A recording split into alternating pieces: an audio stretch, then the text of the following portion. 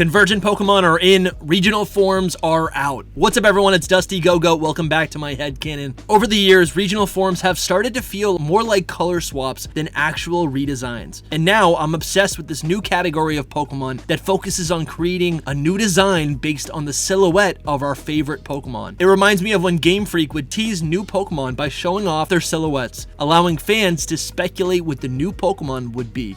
Unfortunately, these fan designs were never right. However, the Convergent Pokemon designs I'm going to show you today are flawless. Alright, this first design is hilarious and amazing. This is a convergent species of Scraggy and Scrappy. These new Pokemon are based on birds. To me, these look like some sort of chicken. That's all I can think of. A true blue chicken. And honestly, we don't even have that in the Pokemon universe.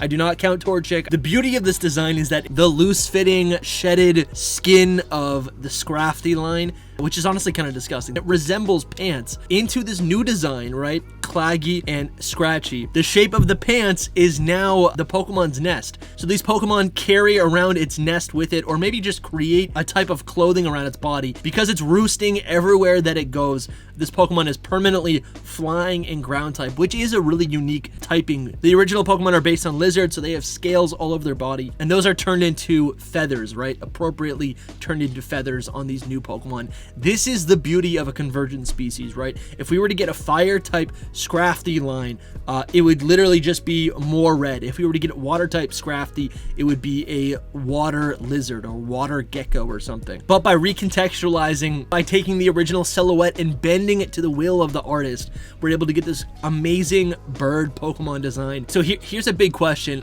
Convergent species is when you take two different things and they evolve within the same environment to share all the same traits. What I want to know is, what did these convergent species look like before they evolved to look like Scraggy and Scrappy? Or what did these next Pokemon look like before they evolved to look like Croagunk and Toxicroak? These Sloth Pokemon are grass in normal type. They're called Slowgunk and Mosicloak by Mr. DJ Walnut. I know I'm bashing on regional forms, but this would be a cool concept for a regional Slakoth line. I can always appreciate a unique normal dual type. Toxicroak and Croagunk are based on frogs. Now they are obviously a mammal based on sloths. Same thing here. Their long poisonous fingers are now just like claws. And as it evolves, the grass typing, the moss covering its body really takes form. And this Pokemon has like a really cool hairdo that is made up of leaves, or I think they're vines maybe. These are the kind of animal designs that I love so much. And I think I love the designs by Mr. DJ Walnut so much because a lot of their designs actually look like they could live in some sort of environment or Pokemon region. I could imagine this sloth-based Pokemon in the wild. It doesn't just look like a cartoon or a character. It doesn't look like a man. It looks like a sloth. And as it evolves, it gets a new style, and it has these added elements to it that really only could exist within the Pokemon universe. All right, let's be honest. Game Freak is not always clear with their intentions, but I can always trust today's sponsor to keep me protected online. This video is sponsored by Aura. Just this month, my credit card was stolen, and it left me violated, paranoid, and frustrated. In a matter of seconds, the thief had access to my money and identity. Every 14 seconds, someone in the US becomes a victim of identity theft, and I still can't shake that feeling that this could happen to me again. Thankfully, this video is sponsored by Aura, the all-in-one digital security app that keeps you and your whole family safe online. Did you know that the average American is 3 times more likely to be a victim of cybercrime than a home burglary? You're actually more likely to have your info stolen if you're on social media. And worst of all, credit card fraud is the most common kind of identity theft. Keeping your digital life and identity protected has become increasingly more difficult, and it's Aura's mission to change this. Powered by AI, Aura is game-changing digital security. Their app makes it easy, it's affordable, and you can try it right now for free using my custom link, aura.com/Dusty. My custom link is in the description below. Seriously, this is one of the best ways to protect yourself online, so there's no reason not to check the link below. Thank you to Aura for sponsoring, and now back to the video. Up next, we have a convergent species for Spiritomb. This Pokemon I honestly think would be like very difficult to make a convergent species based on, but they kind of knock it out of the park. Spiritomb's horrible spinning face is a perfect match for a flower. And if you're wondering how the flower could attach to its iconic stone, keystone, well, it's a flower, so obviously it's going to be a stem. The anatomy of this Pokemon functions much like Bellsprout. I'll say I'm not too happy with the typing here. Spiritomb was given a grass and poison type, which is super just played out. There was way too many grass poison type Pokemon in the early generations. You could easily give this thing grass ghost type. Maybe that actually doesn't work because convergent species need to change their typings entirely, so that's not really going to work. But I think you could just as easily could give this a grass and rock or grass and ground type. The whole idea here is that a flower is growing in the cracks of either pavement or within stone. There's almost like a metaphor here, right? What happens when a seed gets too far off and it is in a location where you would think it probably can't grow? Well, it doesn't die. It doesn't become Spiritomb. It doesn't become a ghost type. It actually flourishes. It finds a way. Life finds a way. All right, this one gets me so excited. Wishywash is a really cool, unique Pokemon from Generation 7 where the base Pokemon is this little tiny fish and it has the schooling ability. When you send it out into battle, you're not just sending out Wishywash, it calls like 10,000 other Wishywash to temporarily be super powerful, more powerful than like a legendary. I think it's got over 600 base stat total. So the whole design of this convergent species is really, and I don't even think it needs to be a convergent species. Like the artist of the Agoras region did a really great job making this Pokemon a convergent species very specifically, but I don't think it even needed to be a convergent species. I would love to see more Pokemon just get the schooling ability, right? So basically, Mushy Mashy is this little tiny locust. One locust is no big deal, but a swarm of locust will wipe out an entire ecosystem, or at least that's what farmers will have you believe. So just like how a single Wishywash takes the form of a giant shark, this one locust takes the form of a giant demon locust. The base Pokemon, Wishywash and Mushy Mashy, look identical. It takes the face and the body, and it just kind of adds a couple little different accents just to differentiate itself and make it actually look like a bug type. And then I like how both of their schooling forms just look like scarier versions, bigger versions of either a fish or a bug. But for real, in Gen 10, I want to see more Pokemon that utilize the schooling ability. I think it's super underrated. So another bug type convergent species is this Executor. Executor is actually already pretty confusing as is. This convergent species is based on insects. We have Insecute, and then when you trade it with a dragon scale, it evolves into Insegutor, which is actually a great name. Combining the original Executor and Insect. I love that so much. So the first form, Insegute, looks like some sort of flea or some sort of mite. They look like highly infestive and annoying, troublesome insects. I would not want to find one of these in my house or on a pet or in a bed. No, this 0 out of 10 would not train this first Pokemon. But if I found its evolution in the wild, I think I'd be pretty excited. Insegute, I don't even know what it's based on, but you can see it's got all of these insect elements all over its body. It kind of has the body shape of a dinosaur, where it's bipedal. It's got the tail of a lowland Executor, and then it's got this long neck, but then the leaves of the original Executor is actually reinterpreted as like spider legs. This thing is an amalgamation of a bunch of different insects. I'm a huge fan of this design, and I'm a huge fan of this artist. And best of all, it's a bug and dragon type. And funny enough, we have another convergent Pokemon that's based on Executor, which would be interesting to see actually, like if we got another convergent Pokemon of Tentacool. Maybe a little unnecessary, would probably make a lot of fans rage, but I think this design is really great, especially since both stages of the evolutionary line are inspired by things that are seemingly unrelated.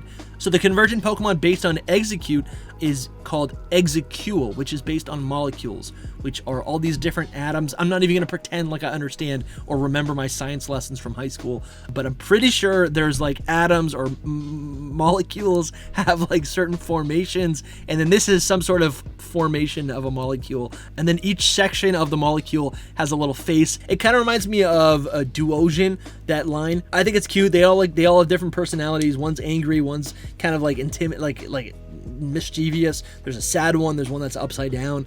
I think this is cute. I would love to. Yeah, I can see it spinning around. And what's great is that this does a full type swap. It's a water electric type Pokemon, and then of course when you use that Thunderstone, it evolves into Ensnagutor, which I think is based on a sea anemone, and then these little tiny clownfish, right? We've all seen Finding Nemo. These little fish use the sea anemone, the electrical or poisonous sea anemone, as a home. I don't totally understand how this would function in the Pokemon universe. Each face of the Insnagutor is a fish. I don't know if they're like connected or if they can move freely, but they're kind of bound to the body because of the electricity. I think it's a really cool concept, and it's a clever way to reimagine the silhouette of Executor, but I do wonder how this would actually function like in the anime, right? Or even in the game. 10 out of 10 would train this one. Now we've got a convergent species for a super underrated Pokemon. This convergent Pokemon is called Canopius. It's a bug and dragon type. I already feel like Tropius should be retyped as a dragon type, but this convergent concept is based on the giraffe weevil, which is already a very strange bug as it is. I'm imagining this Pokemon towering through the forest canopy. I really hope it's not the size of a leaf. I think there's something lost here. A big part of Tropius's design is that it is based on a banana tree, and it doesn't have the banana underneath its neck. I feel like it should have something underneath its neck. That's really my only complaint. All right, next we have Finneon and Lumineon. These Pokemon are very boring. I think they're some of the prettier fish Pokemon that we have, but they don't have any sort of dual type. This is a Pokemon that would make for a regional form, but truthfully, we don't need any more fish Pokemon. Give this thing a convergent form. We have Shrew, Minion, and Chanterenion. So these Pokemon are obviously based on mushroom, based on fungi. I like how they reinterpreted the fins, the very flowy fins of the base Pokemon, into the caps of a mushroom. I think this is really clever. These Pokemon look like they could just kind of be flowing in the wind. I can see this being poison and flying type for that reason, kind of like the Hoppip line, but instead they're like fungal spores floating through the air. And Game Freak always gives mushroom Pokemon either grass or poison type, so I think that'd be a nice type combination. In Generation 8, Corsola got a regional form and a regional evolution. This is the kind of color swap that I was mentioning earlier. You have this pink and vibrant coral Pokemon that essentially dies and becomes white and becomes a ghost type. I do love the regional evolution. I think it's a really clever design. So this convergent Pokemon is essentially based on the regional form of Corsola and Cursola. So we have Grassola and Graciola. These are grass and fairy type rather than being based on coral. This is when you guys have to leave me comments below and like explain to me the difference or like the biology behind a coral reef. But basically Corsola goes from a rock type, but the convergent Pokemon is an actual grass type. It's a living tree, and then when it evolves, it does kind of look like it's dead, or at least has been chopped up. You know what I'm saying? I like the little flowery details all over its body. I think this is a fun design. It's a nice little twist. It feels like it would, you know, stand to parallel Trevenant and Phantom. All right, honestly, this next Pokemon, it's very simple, but this was kind of the inspiration of me making another convergent species video. We have a rock and normal type Dodino. This thing is like a raptor, like a lizard. I don't know why it's not dragon type. It's a two-headed dragon or lizard that resembles identically what Doduo is. And this is one of the ones where I'm thinking to myself, like, what did this look like before? What Pokemon did this look like originally? Like, it obviously had an original design, and then it evolved to match what Doduo looks like. We've looked at a lot of designs today that changed a lot of Pokemon quite drastically, staying within the parameters of what a convergent species is, but this one is just spot on. It doesn't change at all, and to me, I feel like that most accurately represents the change between Diglett and Wiglet. So for this, I think this is so cool. All it really adds is a tail. And what I most want to see, and what I think we will get in the future, is not only convergent Pokemon, but convergent evolution. So right now, Dodino looks like Doduo, but what if it evolves? What if it evolves and it doesn't look like Dodrio, but instead it looks like a completely new Pokemon that expands the silhouette and the concept of Doduo to begin with? That's what I want to see in Kitakami. I want to see that in the DLC. Let me know what you guys think below. All right, now I'm going to show you the really good stuff. This is a convergent species of a regional form of Meowth. The steel type Meowth and its regional evolution Berserker are reimagined into these catfish Pokemon that are now obviously water type because they're catfish. They're not just a catfish, right? Because that would be a little silly. They're mermen. They're mermaids. So simple. You get the helmet of Berserker. And the beauty of this is that it really, I feel like this artist does such a great job of preserving the most important aspects of the base design.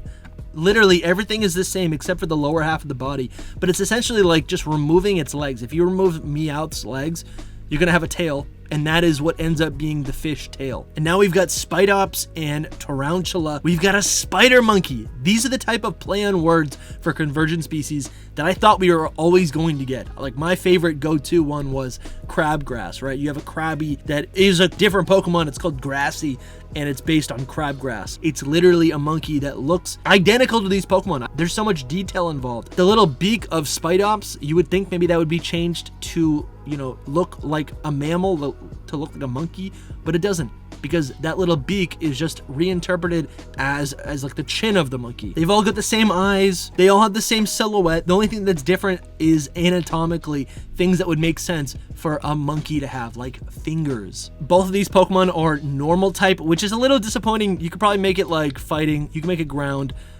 You know, normal's a little underwhelming, especially for like just like a monkey Pokemon. We have so many already. Give us a little bit of a different type combination. You had a couple different things here and there, and this could very easily be a fire type, but the design itself is flawless. All right, another one that is just, it like breaks my brain how amazing it is. Sandygast is ghost and ground type, right? The actual body of the Pokemon is hidden within the sand, but it's actually just the ghost. Well, now we have a convergent species of these Pokemon that are based on sand flies or sand fleas. And it's not just sand, it's like soil, which has organic matter within it. And because of the decomposing organic matter, it's a bug and grass type. Again, the types aren't that great, but these designs are flawless to me because the silhouette is so similar. There's a couple different things here and there to actually make it look like a different Pokemon, but my favorite part is that the red shovel on both of these Pokemon's heads is replaced with bug antenna, which I think is adorable and cute, and I would raise these Pokemon and they would be my friends. Another Pokemon that is hilarious and so well thought out, Gulpin and Swalot from Generation 3, which are pretty boring poison type Pokemon, are reinterpreted as coiled snakes. Very clever, super clever, and they're dragon type. I'll be honest, snake Pokemon that are permanently in like a really uncomfortable position are not my favorite. Sandaconda is very strange. I've never liked it. Even though I can appreciate this design, I wonder how it would actually look like if it was implemented in a Pokemon game, right? Would it forever be coiled up? I think this would be great if in its idle position it was coiled up forever, but then when it moved, it just got out of the coil position. You could do that very easily, and it would maintain the convergent nature of these Pokemon. Kind of like how Wiglet, when it's in the ground, it looks like a Diglett, but it's not until when it finally attacks that it kind of stretches out. And I want to highlight the detail here that I love so much. These are very simple Pokemon, and the details that are needed are preserved. But what I love is that the whiskers of Swalot are reshaped to be the tongue of the snake. You know, snakes flick their tongues. It looks like the doughy whiskers of Swalot, and it's purple. It's perfect. It's literally perfect. Make sure you go into the description and check out our sponsor. Also, check out all of these amazing artists that were featured in this video. We just hit 15,000 subscribers. I love you guys so much. Click right here to watch another video, and good luck hunting.